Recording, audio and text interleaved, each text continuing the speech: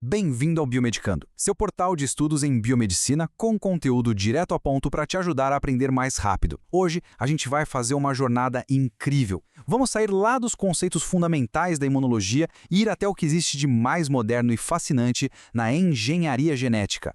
É isso aí, como a gente está vendo aqui, o nosso objetivo nessa apresentação é pegar todas aquelas teorias complexas e transformar num conhecimento superestruturado, acessível e bem prático para você aplicar. Então, vamos lá.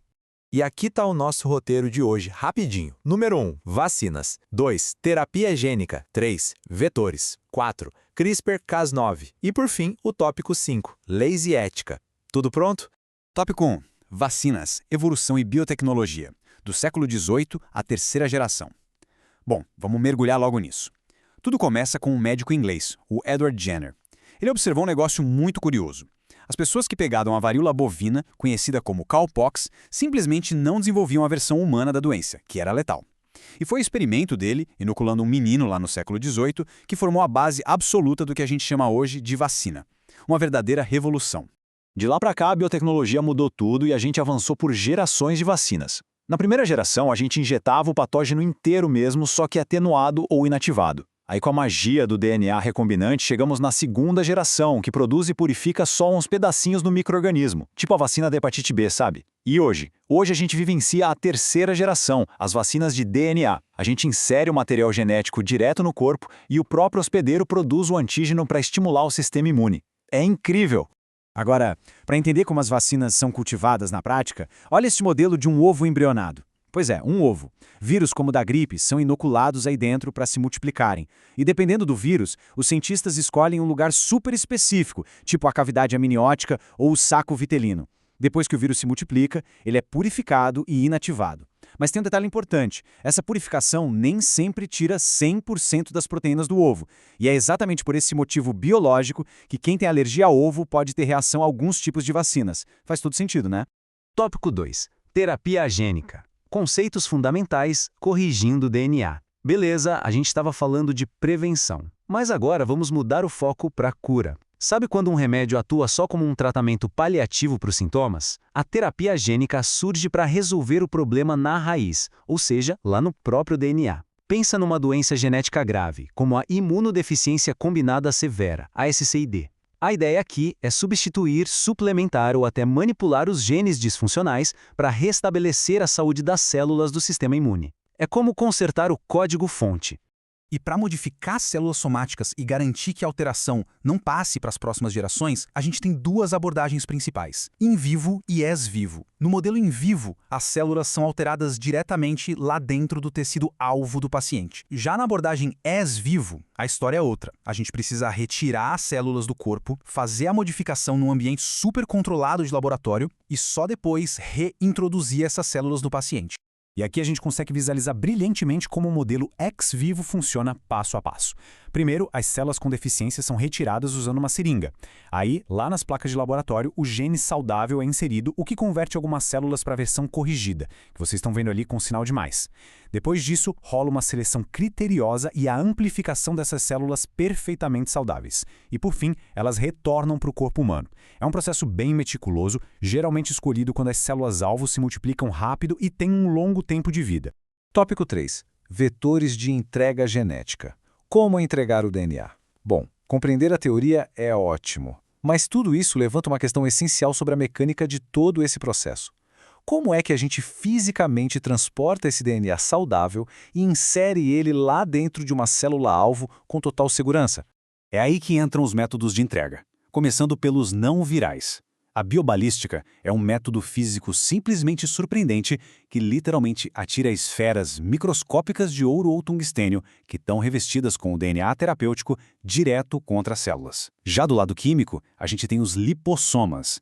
Eles têm uma capinha, uma dupla camada lipídica, que se funde harmoniosamente à membrana da célula e libera o DNA lá dentro por um processo de endocitose. Muito inteligente. Mas verdade seja dita, os vetores biológicos são os grandes protagonistas dessa história devido à altíssima eficiência deles em infectar células. Os retrovírus, por exemplo, conseguem integrar a modificação gênica de forma permanente ao genoma do hospedeiro. Em contrapartida, temos os vírus adeno-associados, os famosos AAVs. Eles são opções bem mais seguras porque dependem de uma co-infecção com outro vírus para causar qualquer doença. Eles representam uma parcela enorme dos ensaios clínicos hoje, sendo bastante aplicados em tratamentos para doenças neurodegenerativas.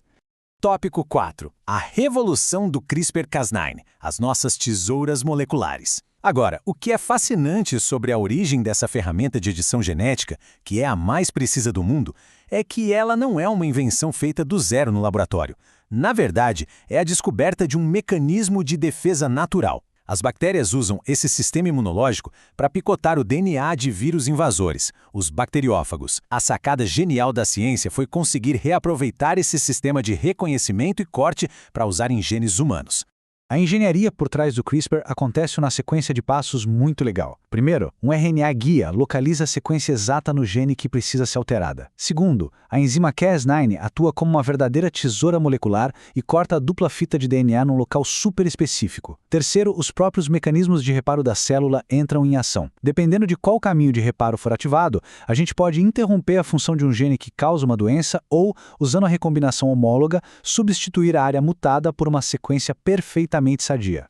Tópico 5. Legislação e ética no Brasil. As regras do jogo. Bom, manipular o código da vida exige uma responsabilidade extrema, certo? Então, vamos transitar da bancada do laboratório para as regras que organizam tudo isso. A manipulação de organismos geneticamente modificados, os famosos OGMs, seja na área de pesquisa ou na comercialização, está submetida a leis de biossegurança muito rígidas aqui no Brasil, baseadas principalmente na Lei 11.105 de 2005. E para garantir que tudo ocorra com segurança, a gente tem um mapeamento dessas jurisdições.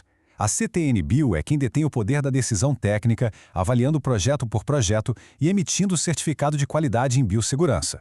A Anvisa foca estritamente na saúde humana e medicamentosa, avaliando as instalações dos laboratórios e os registros de produtos. Simultaneamente, o MAPA cuida da aplicação de todas essas tecnologias na agricultura e na pecuária, garantindo também que as normas rigorosas de rotulagem sejam cumpridas.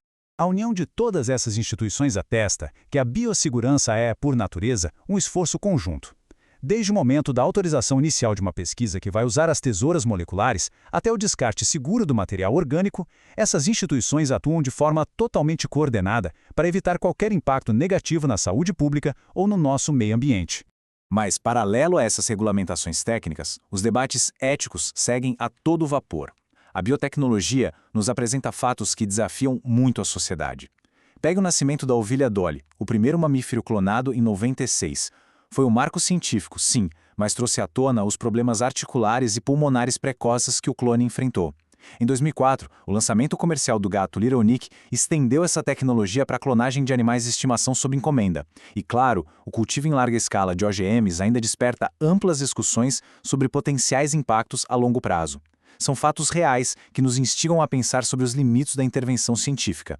Então, para amarrar, fica muito claro que a precisão técnica dessas ferramentas biotecnológicas traz um enorme potencial transformador para as nossas vidas. A grande questão que fica é, sabendo que agora a gente tem o poder de reescrever o código da vida, estamos preparados para as responsabilidades de ser os autores da nossa própria evolução? Fica a reflexão. Obrigado por assistir, acesse biomedicando.com.br, é gratuito e você ainda pode estudar com flashcards, quizzes e ouvir podcasts sobre o tema.